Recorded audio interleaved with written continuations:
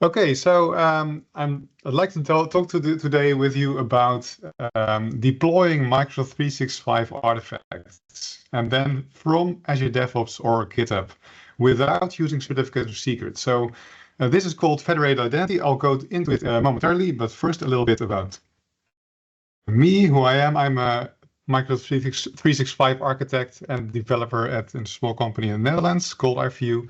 You can reach me in all various ways. So if you'd like to talk to me or ask me a question, do so. I have a blog. I do a lot of blogging there, or at least some blogging on things that really interest me. I'm also an MVP on development, Microsoft 365 development. And let's go on. Enough about me already. So automated deployments. What is it? Well, at least for me, it is a no-brainer. I do remember the times when we always deployed manually, like things we deployed them from my machine. But really, that's just so bad, right? We're developers. We're not lazy. We just don't like repetitive tasks. We love automation. So if we create something, we just want to deploy it to that or upload it to that central happy place called a repository, be it GitHub or Azure DevOps. And we want some automated process to pick that right up and deploy it using whatever tool to whatever place, like be it Azure, be it Microsoft 365, or really just anywhere. Let me just push my code and then let it be deployed automatically. That would be fine, right? It's called CI/CD or continuous integration, continuous deployment, things like that. And there's also other people in the company, #CSO, who generally want us to deploy in a controlled and secure way. So, and according to business rules. So you may have heard this from a lot of people in your company, like, please only deploy to production after approval. So this is something that you can implement using these kind of pipelines, using these kinds of automations. So automated deployment is really a no-brainer, right? So everyone wants it or should want it.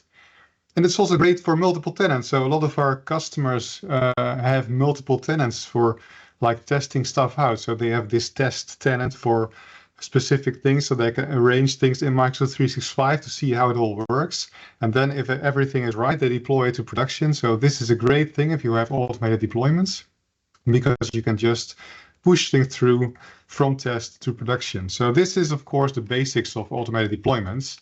So what should we deploy to Microsoft 365? What kind of artifacts? Well, of course, SharePoint Framework solutions. That's what comes to my mind immediately. I mean, having to type gulp bundle ship, gulp package solution, ship, uploading to the app catalog, that's just too much work. But of course, you can deploy all kinds of stuff, Copilot agents, SharePoint agents. I mean, those are just JSON files somewhere in a SharePoint site. Why can't we just move them through a central location and deploy them automatically? Site scripts and site templates, which are Microsoft's own templating or provisioning kind of system, right? To make a site more in the way you want it, having specific libraries and stuff. I mean, what we do is just save those to repositories as well and deploy them across tenants from test to production as well. Power Platform solutions, of course. And I mean, you can really just do anything. You go, girl, deploy anything. Using automation, the more automation, I think, the better. So what do you need? So you need a YAML definition most of the time and YAML skills. Most of the people don't like those things. You need your favorite command line tool, be it, for example, the CLI for Microsoft 365 or PnP PowerShell, also possible. And you need, most of the time, a app registration and Entra ID, because you need to authenticate from the pipeline to your Microsoft 365 tenants. So let's dive into a small demo to see how that all works. So I do have this nice Azure DevOps environment. So if you haven't seen this before, this is just really a repository containing a hello world web part. You know, it's not really very interesting what's in here. It's just a SPFX web part. And what I have here is a built-in deployment pipeline. And this pipeline is really like, let me enlarge this a bit. It's really interesting. I mean, there's some interesting steps here in terms of building, bundling, and shipping. And then it's like copying this to a staging directory and making it an artifact. And then in the end, it will start a deployment stage. And this is where the real magic happens. Wait, this is not working at all for me. Right. Let me try that another time. Okay, so this is the deployment stage in the pipeline. It will download the artifact that's just been built, and it will, install Microsoft 365 CLI on the machine that this pipeline is running on, and it will execute a script. And this is really interesting. I mean, this is really just doing what I would like it to do. It's uploading the app, the application app, the solution package that I've just created, and it's uploading that to the app catalog and deploying it for all the organization to see. So that's great, but the hardest part is always this one. So how do we log in? How do we write this? You know, for example, if you might need a certificate here. So how do you do that? So what kind of things do you need to add? Do you need to upload the certificate somewhere? There's a lot of work to do that. So let's go back for a moment into my slides. So this is the big question, right? How do we sign in within a pipeline? And there's a couple of ways that people generally do it. For example, you could just use a service account, which I think is actually a bit ugly. I mean, it's really a user, right? And maybe you would have MFA policies on a user. I really don't like this, and Microsoft surely does not recommend using a user account within a pipeline to do it. But it's possible. But yet, well, you have to save the password to the pipeline, and I mean, passwords can leak, right? They can somehow be exposed to other people, and this is not maybe a very nice way to do a deployment from within a pipeline. So how do we do it then? Well, we might use client secrets, which is actually also a kind of a password, an Entra ID app with a password, right? And secrets can still leak. I mean, it's still not really nice. And of course, it's also not really supported on all services. For example, SharePoint does not support using secrets to communicate. Well, what do we use then? Well, maybe a certificate. Very nice. A certificate is really just a very fancy secret. It's like a secret two parts. You've got a private secret and a public secret. And it's, well, or at least you've got a private secret and a public key. And it's nice, but it's still, a secret can leak, a secret can expire. And generally, secrets are experienced as being a bit difficult, just like DNS and time zones. So what do we use then? Well, within a pipeline, we could also use managed identity, but that's really only within Azure DevOps, and it's not really recommended by Microsoft. And also, there's really no support within, for example, the CLI for Microsoft 365 to do this within Azure DevOps. So the idea is that you would have your own VM, and then you need to build your stuff in there and connect it to Azure DevOps. I mean, it's not really the nice way. Really, the best way to do this is called federated identity. And this is a subject that's been incorporated or deployed by Microsoft, offered by Microsoft, like I think 2 years back or something like that, maybe a bit longer.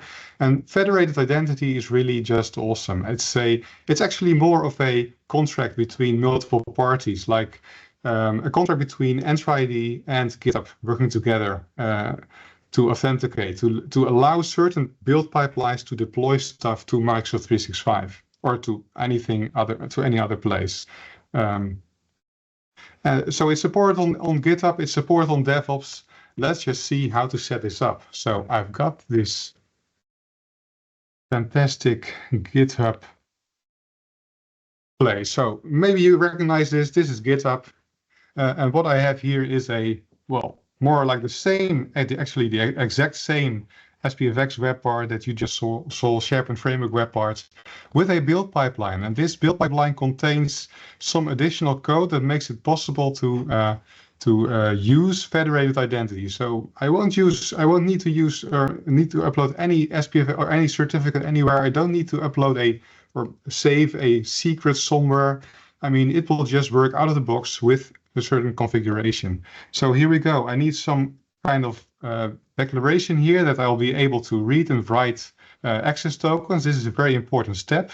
And then, well, this is just what we saw earlier. It will build the solution, and then on the deployment step, we've got a very simple script line in terms of a login. It will just log in using federated identity, and it will call, or it will say, I will log in with a certain Entra ID app on this specific tenant.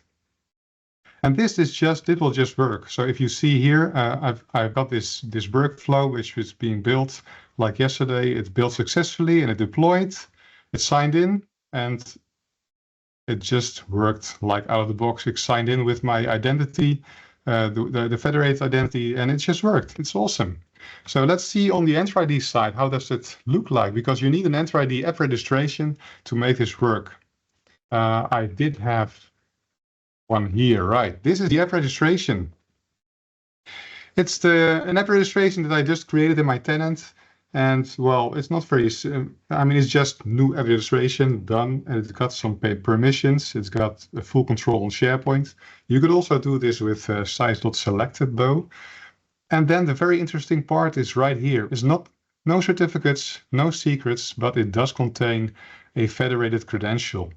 And let me just open this one right up. I've created this one, and in Entra ID here, I just configured what organization, what repository, and what kind of branch I would like to authorize my deployments from. So this is actually saying, okay, Entra ID will accept or will authorize my GitHub repo to deploy if it's this repo and if it's coming from the main branch. And this is just really awesome. We now have a very simple configuration that I've just done with a couple of clicks and I filled out a couple of things, and this will just mean that my deployment that I have right here will work out of the box.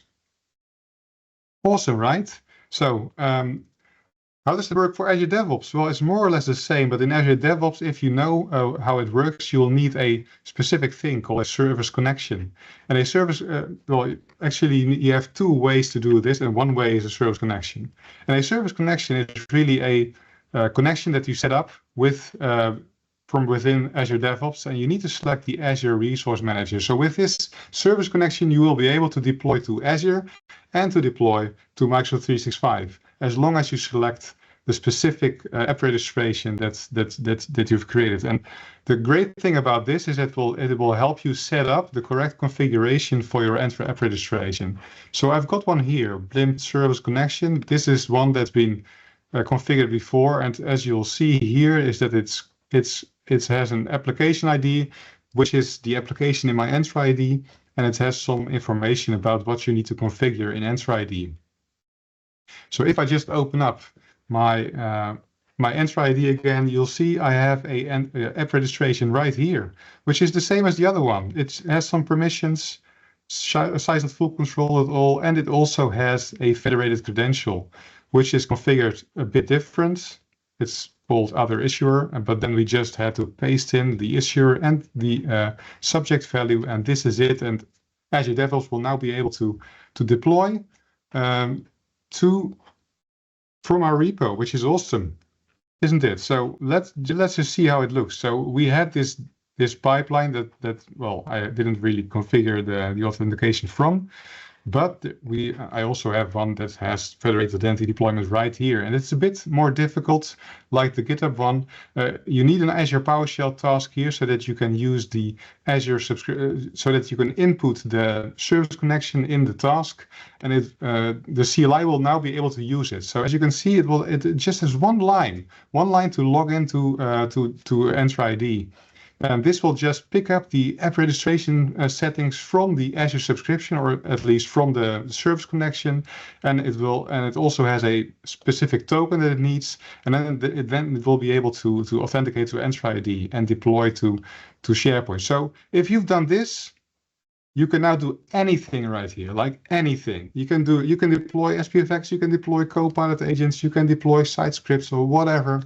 It's super flexible, and you can do this with the CLI or with PnP PowerShell or whatever you want. Awesome. I think it's awesome. I hope you understood what I was telling you all about here. If you have any questions, do let me know. And then I'll just jump back in the slides and say thank you all for listening. And if you like, you can go to my blog. I've got a couple of posts on this to explain it more in detail. Back to you, David.